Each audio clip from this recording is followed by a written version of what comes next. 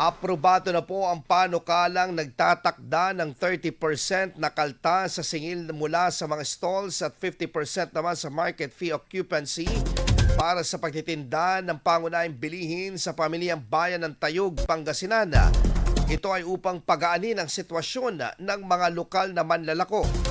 Sa bisa ng ordinansa na nasa 2,800 hanggang 3,500 pesos na lamang ang babayaran ng mga nakapwesto sa front, back at corner stalls, habang nasa 210 na lamang ang babayaran naman ng mga nasa fish at meat section.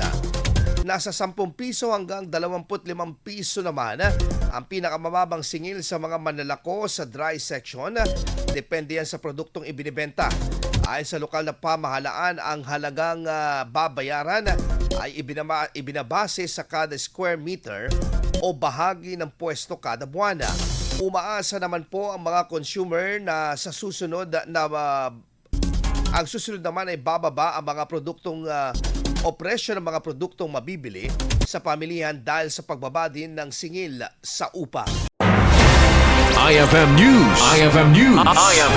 IFM News.